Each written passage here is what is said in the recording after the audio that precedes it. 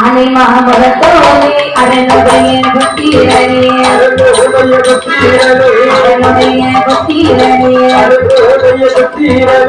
அனை மாமரத்தோனே விநாயகா அதை பார்வதியாரை எடுத்த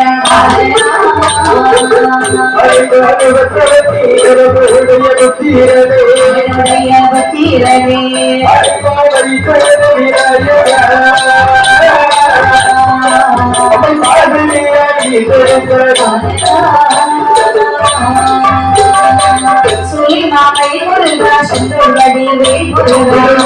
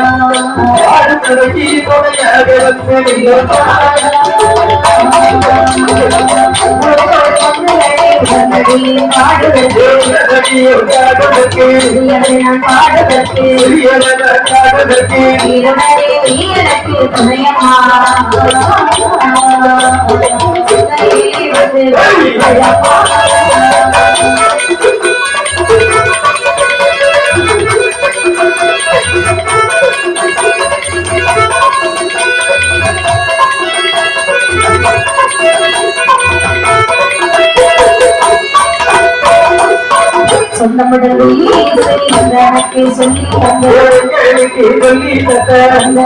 படித்து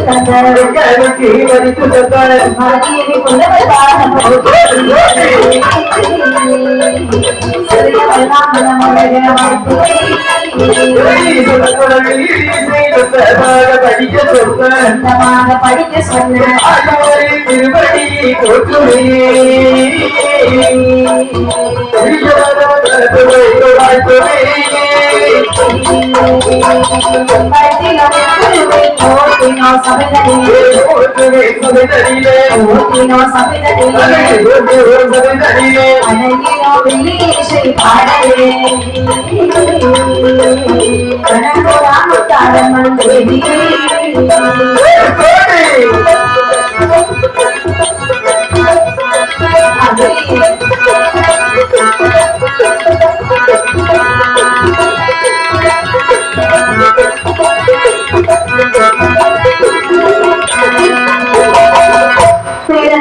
பெரியவர்களே, அருமை தாய்மார்களே, பல இடங்கள் பெற்று திங்களும் மாறியும் மாறியும் அமர்ந்திருக்கும் சங்கமிக்கும் குமரில்லா தனத்திற்கு அடக்கத்தமிழ் சொல்லெடுத்து அறிவுறும் பாபெடுத்து உண்ணாவிலை என்று சொல்லக்கூடிய அழகான நகரத்திலே வந்தவர்கள் அனைவரையும் வாழ வைத்துக் கொண்டிருக்கக்கூடிய அருள்மிகு ஸ்ரீ பத்ரகாளி அம்மனுடைய திருக்கோவிலிலே கன்னியாகுமரி மாவட்டம் நாகர்கோவில் விளாத்திவிளை பழமலை உன்னகரத்தை சார்ந்த வில்லிசை திலகம் ஸ்ரீ சரண்யா வில்லிசை குழுவினர்களாகிய நாங்கள் வில்லிசையை நிகழ்த்துவதற்காக வந்திருக்கின்றோம்.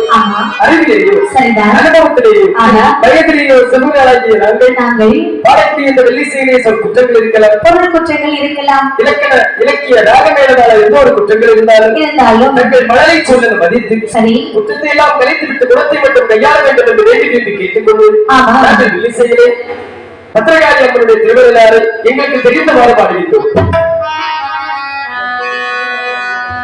ஆத்திரம் கொண்டு வருவாள் காளி அசுரரை அடக்கி ஆள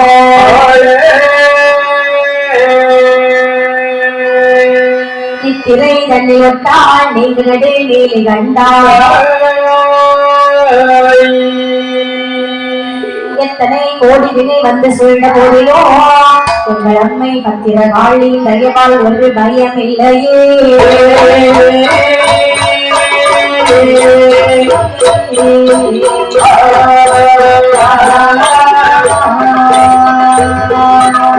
ஆயோ கல்லை தெரியும் ஆயுங்களை தெரியும்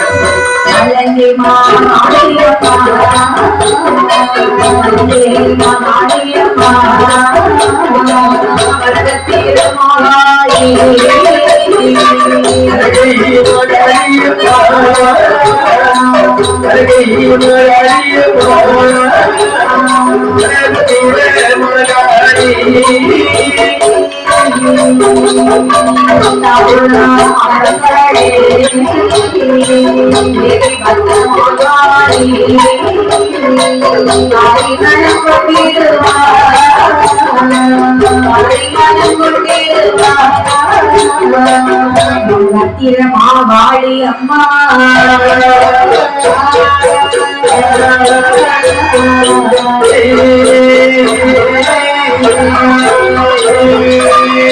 ஆதிவரன் பொன்னோ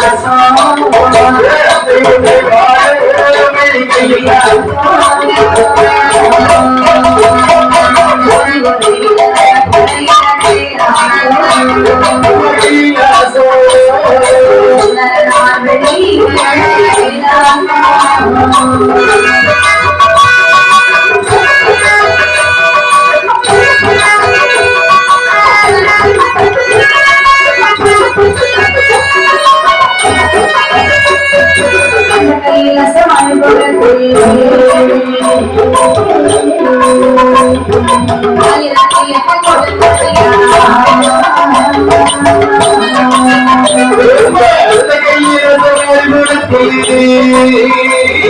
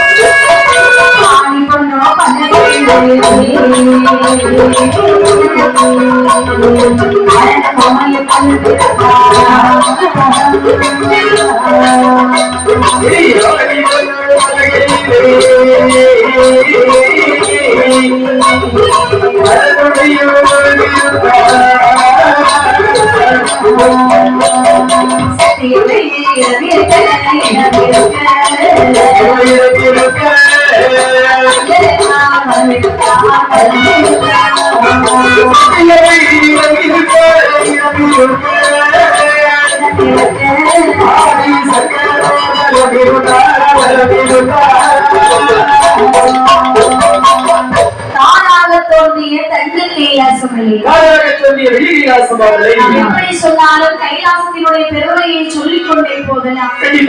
அப்படி ஒரு அழகு வாய்ந்த கைலாச மாமலையிலே சித்தி வித்யாதரர்கள் 33 தேவாதி தேவர்கள் 48 ரிஷிமார்கள் சமயத்தார்கள் சமயத்தார்கள் தாரவர்கள் மாதவர்கள் கிண்ணறர் கம்பருடன் இந்திரர் இளையவர் கருடர் கம்பருடர் பூதர் பைசாசர் தொம்பனாரர்கள் சித்த வித்யாதரர் இவர்களில் அந்த கைலாச மலையிலே முனிவர்கள் தேவர்கள் எல்லோரும் குழுவாகவே வந்திருக்கின்றார்கள். கைலாச வாசிகள் யாவரும் விடை சூழ்ந்திருக்கிறார்கள். நந்தியின் பெருமாள் மத்தளம் வாசிக்கிறேன். நாரத பெருமாள் வீணை ஈட்டிக் கொண்டிருக்க இளைய மகனாகிய கந்தக்கடவுள் ஆலயமணியை ஒலிக்கவே மகனார் விக்னேச பெருமாள் இந்த உலகத்தில் தாய் தந்தைகளுக்கு வேறு தெய்வம் இல்லை என்று சொல்லி பாரிஜாத மலர்களை எடுத்து தாய் தந்தைகளுக்கு புஷ்பாபிஷேகம் செய்து கொண்டிருக்கின்றார். கைலாச மலையிலே எல்லோரும் குழுவாகவே வந்திருக்கின்றார்கள். அப்பேற்பட்ட அழகு வாய்ந்த கைலாச மலையிலே பொன்னை முடித்து பார்த்து சொல்லி முத்தாரை வழங்கி பாதித்து பகவானும் பார்வதியும் குளிவாக அமர்ந்திருக்கக்கூடிய அறையிலே அவையுமே பார்வதியானவர்கள் சுமரிமானை பார்த்து சொல்லிறார்கள் பகவானே திருநடனம் ஆட வேணும்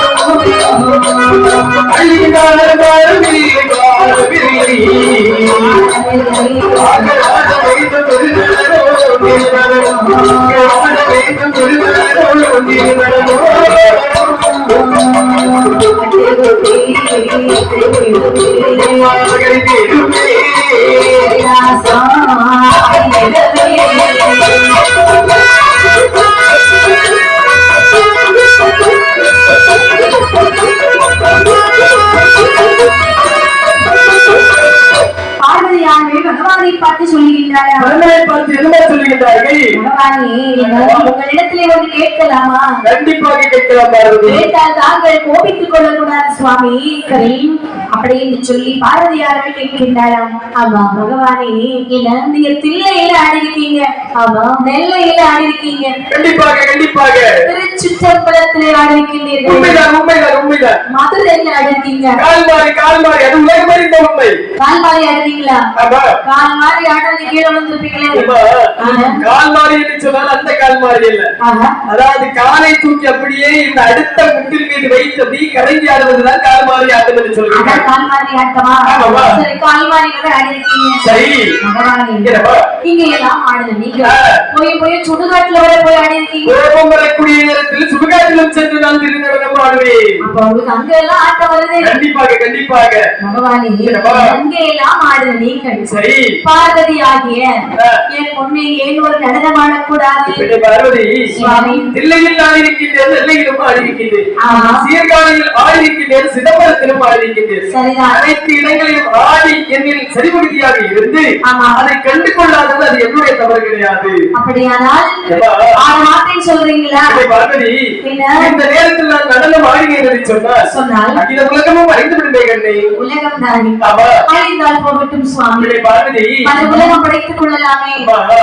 மரம், மட்டை, தாமரை, மனித உடல்கள் அனைத்தும் வெள்ளத்தில் மூழ்கிவிடும். நான் திருநடனம் இந்த நேரத்தில் ஆடுவேன். என்ன அழிந்தாலும் எனக்கு தெரியாது. சரி, எனக்கு தேவை நடனம். நடனம் ஆடவில்லை என்று சொன்னால் இப்பொழுது என்னுடைய அண்ணன் வீட்டுக்கு சென்று விடுவேன். பார்வதி கோவில் சென்று விடாது. என்ன நான் ஆடுகின்ற நாள் ஒன்று, இந்த உலகத்தில் எது வந்தாலும் அதை நீ ஏற்றுக்கொள்ள வேண்டும். ஆடுவதெல்லாம் சரிதான். சரி, ஆடுறது சம்மதம் செய்யுங்க. எந்த ஒரு இதா இருந்தாலும் வெற்றி தோல்வி இரண்டு உண்டு. கண்டிப்பாக கண்டிப்பாக. ஆனால் நீங்கள் ஆட்டத்திலே ஏதாவது உங்கள் உடம்பிலிருந்து எந்த ஒரு பொருளாக இருந்தாலும் கீழே விழக்கூடாது. என்ன அங்கத்திலிருந்து ஏதாவது ஒரு பொருள் தவறி கீழே விழுந்து விட்டது என்று சொன்னால் நீங்கள் ஆட்டத்திலே தோற்றதாக அர்த்தம். பார்வதி, உன்னை நினைக்கக்கூடிய நேரத்தில் எனக்கு சிரிப்பாக வருகின்றது. இந்த உலகத்தில் யாரிடத்தில் வேண்டும் என்று சொன்னாலும் பரமன் தோற்று விடலாம், சிறு குழந்தைகளிடத்தில் கூட தோற்று விடலாம். ஆனால் இடத்தில் நான் தோற்றுவிட்டேன் என்று சொன்னால் இந்த உலகத்தில் நான் படியாந்து எந்த ஒரு பலனும் கிடையாது. இதற்கெல்லாம் சம்மதம் என்று சொல்லுங்கள் சுவாமி. கண்டிப்பாக. அப்படியானால் கண்டிப்பாக நான் நடனம் ஆடுகின்றேன். ஆகட்டும் என்று சொல்லி பரமசிவன் திருநடனம் ஆடுவதற்காகவே சம்மதிக்கின்றார். திருநடனம் ஆடுன்னு சொன்னா அதற்கு தகுந்த மாதிரி வேடம் போடணும். கண்டிப்பாக எந்த ஒரு வேலையாக இருந்தாலும் சரிதான், அதற்கு தகுந்தவாறு உடைகளை தன்னைத்தானே நாம் மாற்றிக்கொள்ள வேண்டும். உண்மைதான். அப்படி என்று சொல்லி பிறப்பில்லாத ஈசன் சிவபெருமான் திருநடனம் ஆடுவதற்கு எத்தனிக்கின்றார்கள். அது மட்டுமில்லை, அவர் காலில் என்ன இட்டார் பாருங்கள். குண்டலம். குண்டலம் என்று சொன்னால் ஜிமிக்கி என்று சொல்வார்கள்.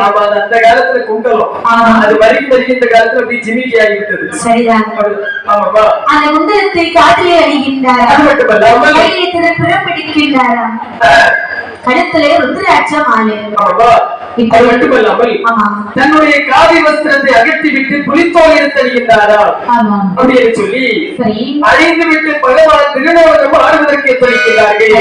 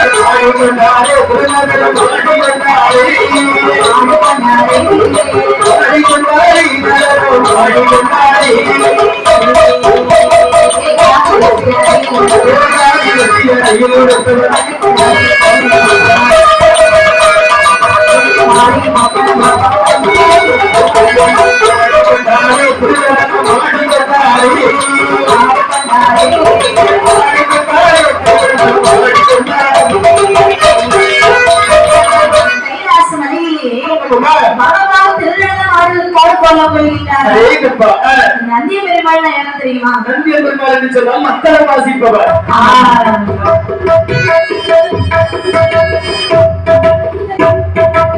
நந்திய பெருமாள் மத்தளம் வாசிப்பதற்கு தயாராக இருக்கின்றார். இந்த நாரத பெருமாள் யாரு தெரியுமா? யாரு?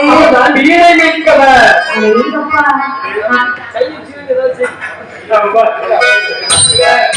அப்படின்னு சொல்லி நாரதர் வீடு நிற்கின்றாராம். அதாவது கிடைக்கின்ற சிவபெருமான் திருநடனத்தை காண்பதற்காக அங்கிருக்கக்கூடிய கைலாசவாசிகள் அனைவரும் நடனத்தை காண்பதற்காக வருகின்றார்கள். தேவாதி தேவர்கள், முனிமார்கள், அங்கிருக்கக்கூடிய அனைவர்களும் பகவானின் நடனத்தை காண்பதற்காக வருகின்றார்கள். ஏனென்று சொன்னால் பகவான் எப்போதும் திருநடனம் ஆடமாட்டார். ஆடக்கூடிய நேரத்தில் நாம் அனைத்தையும் கண்டுகளித்திருக்க வேண்டும். சரி, பகவானுடைய நடனத்தை காண்பதற்காகவே எல்லோரும் ஆங்காங்கே வந்து அப்படியே தயாராக அமர்ந்திருந்தார்களாம். அமரக்கூடிய நேரத்தில் கணக்கென்ற சிவபெருமானோ முதலாக மணிக்கணக்கில் ஆடிக்கொண்டிருக்கின்றார்களா? முதலாக ஆனந்த தாண்டவத்தில் ஆனந்தம் என்று சொன்னாலே சிரிப்பு.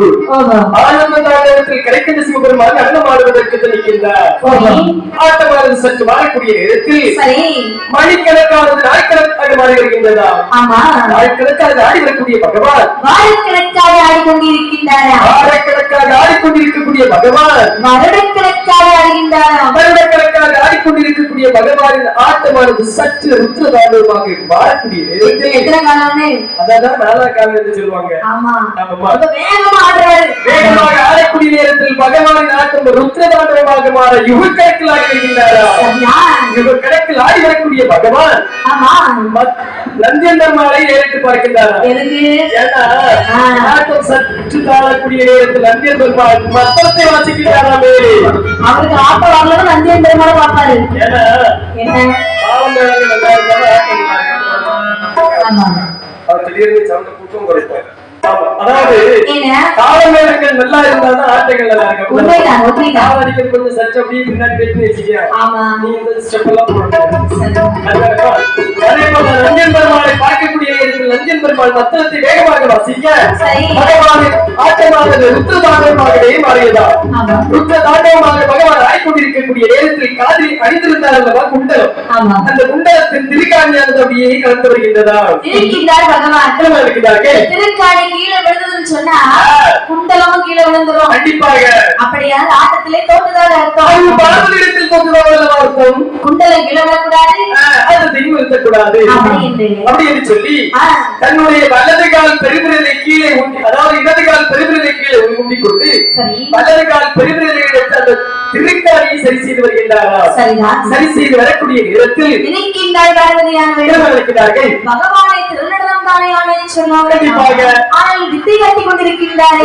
இப்படிப்பட்ட ஆட்டத்தை இவ்வளவு காலமாகியும் யாரையும் நாம கண்டுகொள்ளவில்லையே. ஆளை தூக்கி தோளுக்கு மேல வச்சிருக்கிறாரு. பாத்தீங்களா? அப்படியானால் இவர் எவ்வளவு திறமையானவர். கண்டிப்பாக அப்படி என்று சொல்லி பார்வதியானவள் கைகொட்டி கலகலகலவென்று சிரித்தார். கலகலவென்று சிரித்துக் கொண்டிருக்கக்கூடிய நேரத்தில் பகவானின் சடைமுடியில் அமர்ந்திருந்தால் அல்லவா கங்காதேவியானவள் மனதிலே நினைக்கின்றார். நம்முடைய அக்கால ஒரு நாள் இல்லாமல் திருநாளாக கையை கொண்டு நகைத்து சிரித்துக் கொண்டிருக்கின்றார்கள். சிரிப்பிலே பலவிதம் இருக்கின்றது. கண்டிப்பாக அழும்போது ஒரு சிரிப்பு வரணும். ஆமா, கோபப்படும்போது ஒரு சிரிப்பு, வெட்கப்படும்போது ஒரு சிரிப்பு வரும். இப்படியா?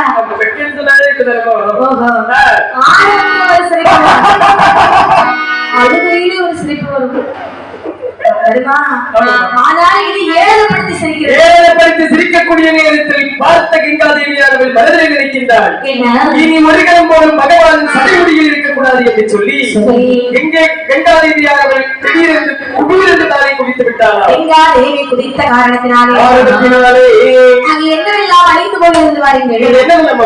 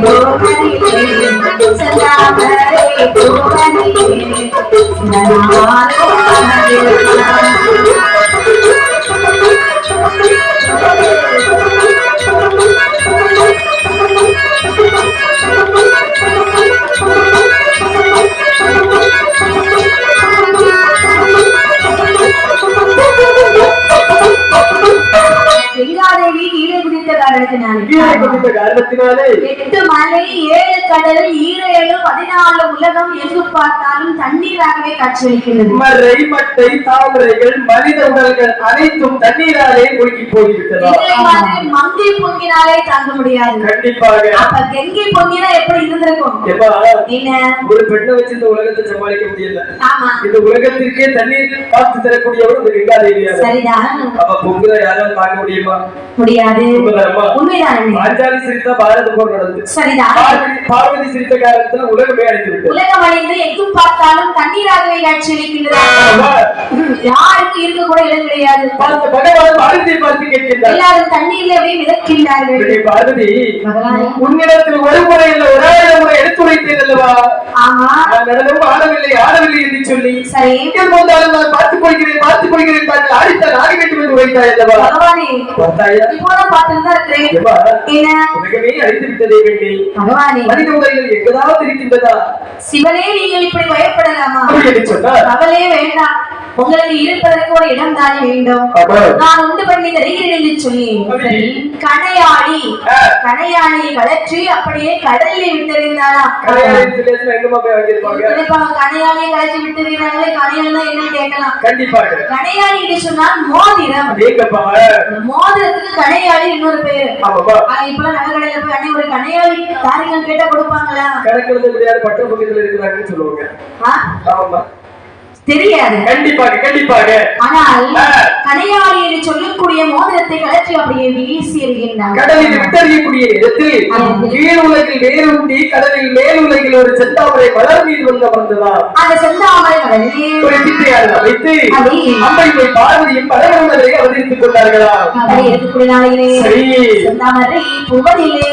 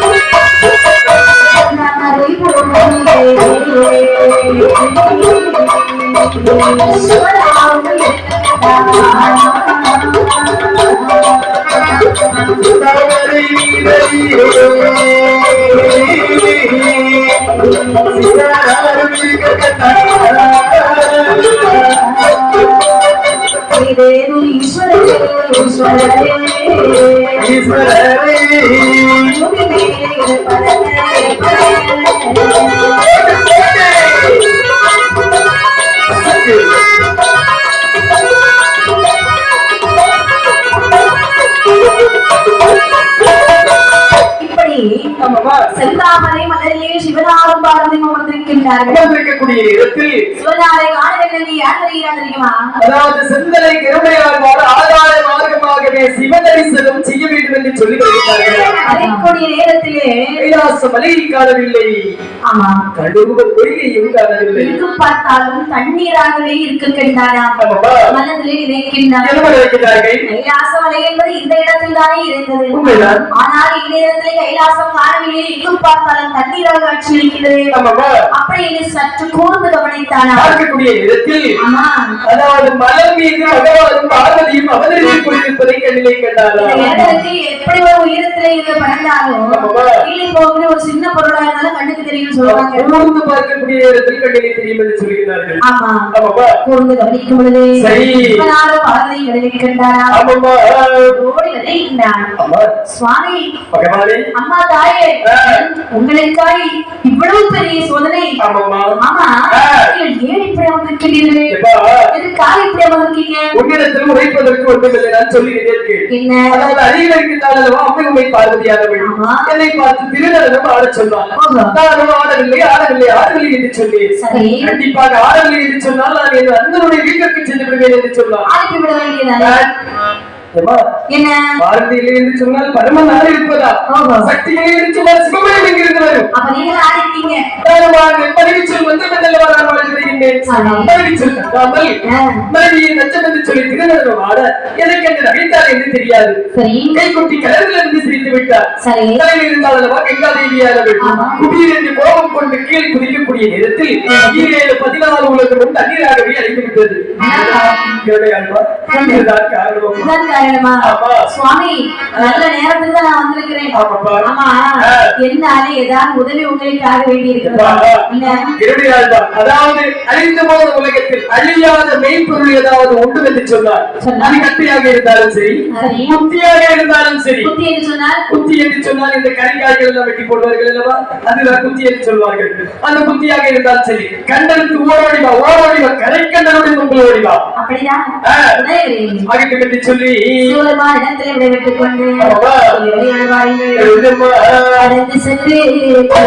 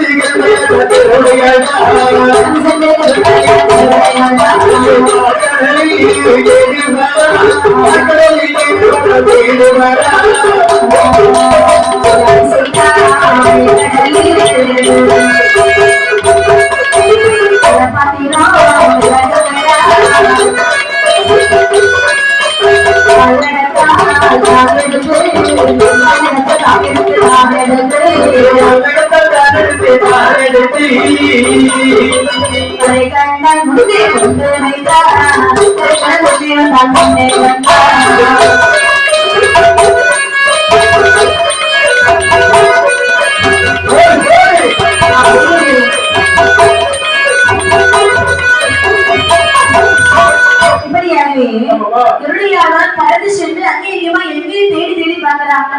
அவனுடைய கண்ணுக்கு எந்த ஒரு பொருளுமே தென்படவில்லை. அதுல சக்கரம் தாங்க முடியாது. ஏன்னா பகவான் இதுவரைக்கும் நம்ம கிட்ட எதுவுமே சொன்னது கிடையாது. ஏதாவது பொருள் கண்ணுக்கு தெரிஞ்சா கொண்டு வான்னு சொன்னாரு. நமக்கு எந்த ஒரு பொருளும் தெரியவில்லை. மீண்டும் பறந்து வருகின்றான். சுரபி செந்தாமணி கடலில் வரப்படுது. அங்கே ஒரு சுரப்பாத்திரம் விளக்க கண்டானா.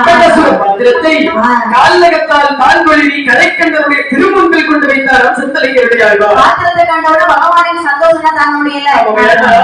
இதனாலதான் உலகமே படைய போகுது. கண்டிப்பாக கண்டிப்பாக. அப்படி என்று பாத்திரத்தை திறந்து பார்க்கின்றார். பாத்திரமோ ஒன்று, அரையாண்டு 2. பாத்திரத்துக்குள்ள இருந்து ஒரு ஆண் ஒரு பெண் அப்படியே வெளியே வர்றாங்க. பார்க்கும்போது சிவபெருமான் 2 பேரையும் பார்த்து கேட்கிறாரு. ஆமா, இந்த வேலை இந்த பாத்திரத்துக்குள்ள வெளியே வரீங்களே, நீங்க இதற்குள்ளே வருவதற்கு என்ன காரணம் நான் தெரிந்து கொள்ளலாமா? இதற்குள் அவதரிக்க காரணம் என்று சொன்னார். அதாவது என்னுடைய குலம் வள்ளுவர் குலம். என்னுடைய பேரு வள்ளுவர். இது அருகில் இருக்கின்றது என்னுடைய மகள் திருமகள். வள்ளுவர் குலம் உங்களுக்கு வள்ளுவர் பேர் வச்சுட்டாங்க. கண்டிப்பாக கண்டிப்பாக. என்னுடைய இந்த பிள்ளைக்கு திருமகள் வச்சீங்க ஏன்னு சொன்னால் என்னுடைய மகள் அல்லவா, அதற்காக தான் என்னுடைய விருப்பத்திற்கு தான் பெயர் வைக்க முடியும். அப்படி என்று சொல்லி திருமகள் என்று சொல்லி பெயர் நாம் கொடுத்து வைத்திருக்கின்றேன். அது மட்டுமல்லாமல் அதாவது என்னுடைய வேலை என்று சொன்னால் விவசாயம், தோட்டக்கரிசி வேலை என்று சொல்வார்கள் அல்லவா, விவசாயம். ஆனால் எது பார்த்தாலும் மதிய வேளையில் என்னுடைய மகளானவள் திருமகள் எனக்கு கஞ்சி கொண்டு வருவது பழக்கம். அந்த இடத்தில் கஞ்சி கொண்டு வந்து கொண்டிருக்கக்கூடிய இடத்தில் இது இடிக்கவில்லை, வேகம் கரைக்கவில்லை, மழையும் பொழியவில்லை. ஆனால் காட்டாற்று வெள்ளம் மற்றும் கரை புரண்டு வந்தது. கண்டிப்பாக பயமாக தான் இருந்தது. உடனடியாக கொண்டு வந்த கஞ்சியை கீழே கவிழ்த்துவிட்டு என்னுடைய வலிமையாலே அந்த பாத்திரத்தை சற்று பெரிதாக்கி அதற்குள் 2ஆக பிரித்து ஒன்றில் நானும் இன்னொன்றில் என்னுடைய மகளும் அவதரித்துக் கொண்டோம். இதான் நடந்த காரியம். அப்படியா? இதுதான் நடந்த கதையா? சரி, இருக்கட்டும். இப்ப நீங்க எங்க இருக்கீங்கன்னு தெரியுமா? கைலாசத்தில் இருக்கின்றது தெரிகிறது. கைலாச மலையிலே பரமசிவன் முன்னே இருக்கிறீங்க. அதாவது நாங்கள் தான் பரமசிவரோ. பார்த்தாலே தெரிகிறதா? அதாவது போன யுகம் முடிஞ்சு போச்சு. சரி, போன யுகத்திலே நீங்கள் எப்படி வாழ்ந்தீர்கள்? அதாவது பகலும் தகப்பனுமாக நாங்கள் வாழ்ந்து வந்தோம். இனிமேல் பிறக்க போது புது யுகம். இந்த புது யுகத்திலே நீங்கள் கணவனும் மனைவியுமாக வாழ்ந்து வர வேண்டும். சுவாமி என்ன என்ன வார்த்தை சொல்லுகிறீர்கள்? எந்த வார்த்தை சொல்லுகிறீர்கள்? போன யுகத்திலே நடந்தது எதுவுமே உங்களுக்கு ஞாபகத்துக்கு வராது. நீங்க சந்தோஷமாக வாழ்ந்து வாருங்கள். அதற்காக தான் முதலாக பாடி வைக்கின்றோம். அதாவது ஆரம் உடனான கதை என்று பாடி வைத்திருக்கின்றோம். அப்படிதானே சுவாமி? தங்களுடைய சித்தம் அதுவென்று சொன்னால் யாரால் மாற்ற முடியும்? அப்படி என்று சரி அவர்களை அமர்த்திவிட்டு மீண்டும் என்னுடைய வாழ்த்தாரா என்ன சொல்லுகிறார்கள்? என்னுடைய ஆண்டவா செய்ய வேண்டும் தெரியுமா? எதப்பா செய்ய வேண்டும்?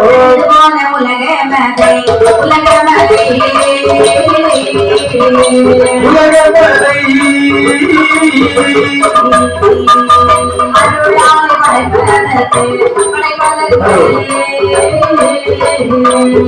அறிந்து போன உலக மதை உலக மதை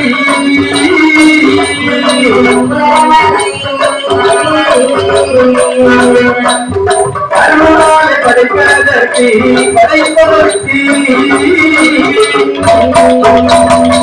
கடலில் பள்ளி கொள்ளும் பச்சை மாலை அழைத்துவார்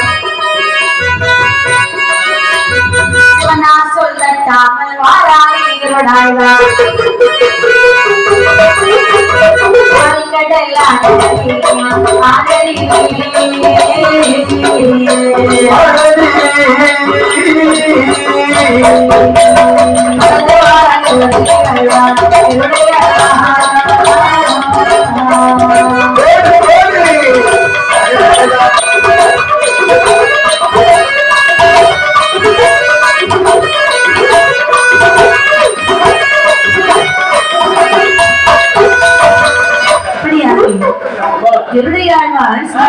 சொல்லி தட்டாமல் உடனே பறந்து வருகின்றாராம்.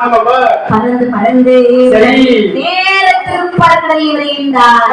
கடலாகிய திருப்பார்கடலில் வந்து வளர்க்கக்கூடிய நேரத்தில் பெருமாள் எப்படி நித்திரையில் அமர்ந்து கொண்டிருக்கின்றார்கள் என்று சொன்னால் எப்படி அமர்ந்திருக்கிறார்கள் வாருங்கள். அல்லது தான்